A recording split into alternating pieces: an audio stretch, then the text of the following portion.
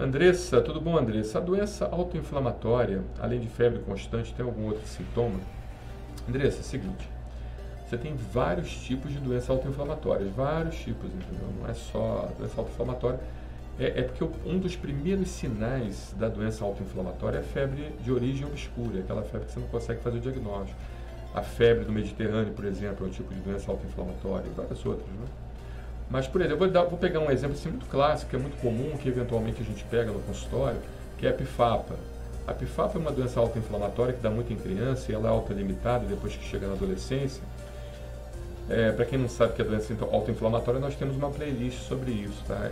Justamente é uma doença que está caracterizada com um erro inato da imunidade, principalmente da imunidade, a primeira fase da imunidade. Nós temos dois tipos, a imunidade inata e a imunidade adquirida ou adaptativa.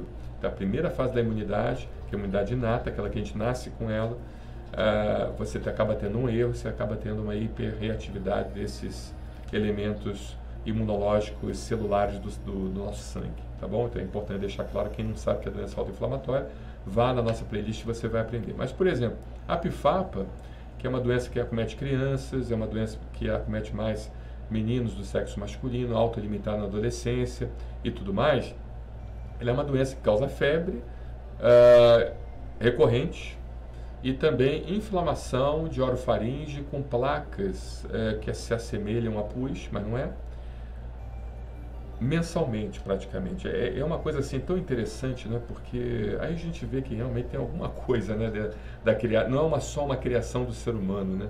De mês, de ano, de década, né? Você vê essas próprias pandemias que nós estamos enfrentando, né? A cada 100 anos tem uma grande pandemia, né? Então alguma coisa tem entre o céu e a terra que a gente não entende.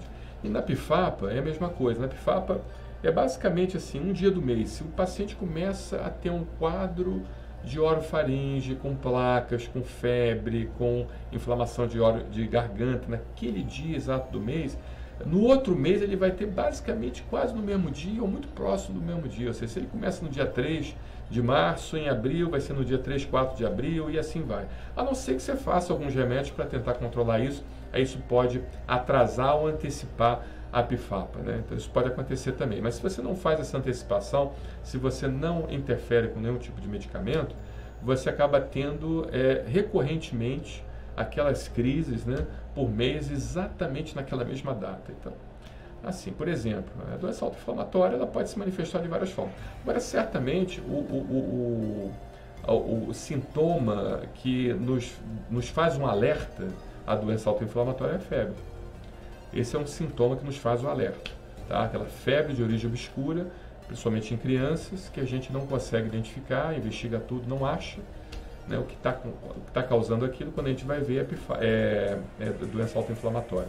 E é uma doença, assim, realmente difícil, porque ela está começando a ser catalogada agora, não se conhecia muito bem, a gente colocava tudo isso no mesmo baú, as doenças de alta agressão, as doenças reumáticas. Hoje a gente sabe que existe a doença reumática e a doença autoinflamatória, que são coisas completamente diferentes. A doença reumática envolve a segunda fase do sistema imunológico, é a fase adaptativa, que a gente vai adquirindo com o passar do tempo, por isso que uma criança dificilmente tem doença reumática.